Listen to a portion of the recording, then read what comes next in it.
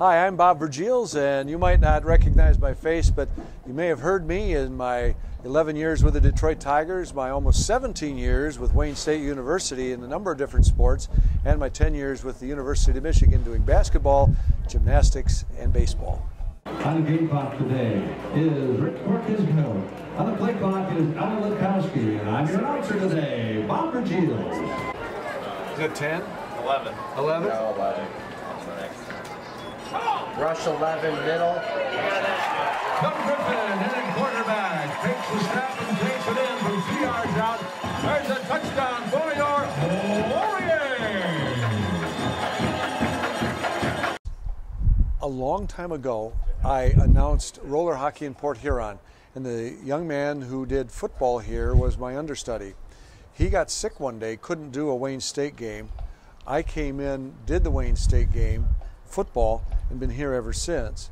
And then with basketball, it started the very same year. They had a gentleman who wouldn't show up until 5-6 minutes into the game. That doesn't work very well. So Lisa McCoy, who was the sports information director at the time, asked me to show up and kind of sit in the stands, and if this guy wasn't here with about 2 minutes to go, come on down to the starting lineups, do the game, and we'll go from there. And that's how I got started with basketball here. But Wayne State has been so good to me, from Lisa McCoy to Eva McGillivray to Jeff Weiss, and I've gone through a couple athletic directors too, including Rob. The people here are just so fantastic. The facilities, since I started here, are just, if you were to turn back the clock and look at what they were then, you would never know this is the same university. It's interesting, I park out on the street, but I walk through all of the tailgate parties just to keep pinching myself that this is really Wayne State. When I started here, there was no such thing as tailgate parties. People would show up, they'd go to the game, maybe third quarter they'd leave, fourth quarter. You didn't have the football team down here singing. The band sometimes was 5 or 6 kids. You know, it's just a whole different thing. Plus the first press box I ever announced in didn't even have windows. So yeah, so it's a lot different than it was. The Tigers, that's kind of an interesting thing because it was in the spring of 2004, a friend of mine called and said, have you seen the Tigers website that they're advertising for a public address announcer? I had just signed my contract with the Mud Hens for 2004, and so I thought, geez, I wonder if I could get out. Well, I applied, there's 140 people who applied for the job.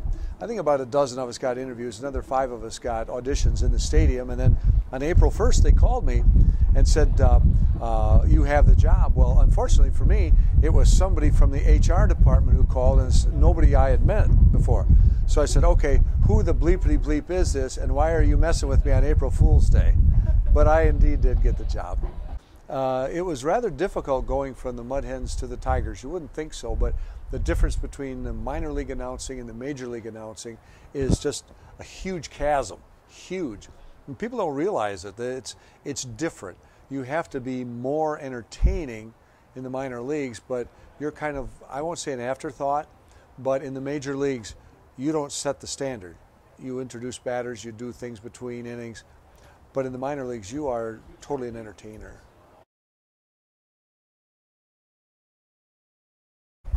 There's been a few. There have been a few, and they're mostly the Hispanic players. Last year it was Avisail Garcia, but it was also Matt Tuiasosopo, which was a little difficult to do. And people didn't realize until about July or August, I would write down Tuiasosopo on my scorecard, so I would never say it. I would always read it. Same way with Avisail Garcia, I would do that too. Now we have Eugenio Suarez. So you have those names. Those are, I think, some of my favorite names. Although I always like Brennan Bosch. That was one of my favorite names to say. Oh yeah, Pudge Rodriguez.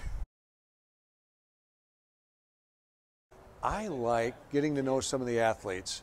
For instance, Destiny Levita Stevens is my spotter here.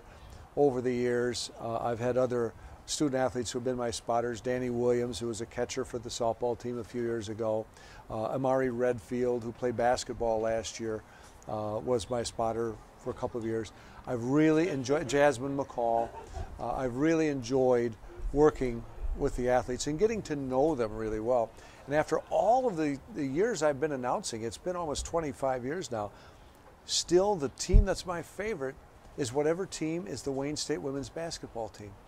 Yes, people say, well, gosh, you've done championships, you've done all-star games, you've done World Series. Yes, I've done all of that. But it's those student athletes who have had, I think, the biggest impression on me.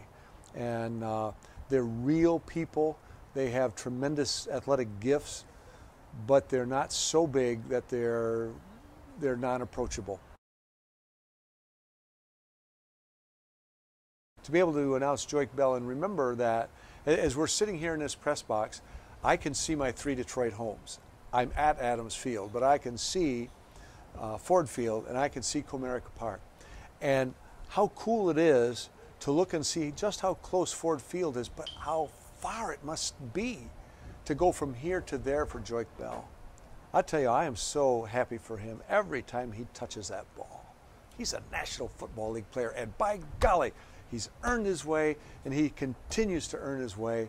And I'm glad to say I saw this guy when no one would look at him. People don't realize I'm 62 years old, so I'm kind of getting to the end. I don't know how many more years I have, and I just enjoy every game I do. I was just ill recently, and it really made me realize every game you do is a blessing, and it might be your last. So enjoy it. Like today, I enjoyed today's game. I've got a game in a couple hours over in Comerica Park. I'll enjoy that one too.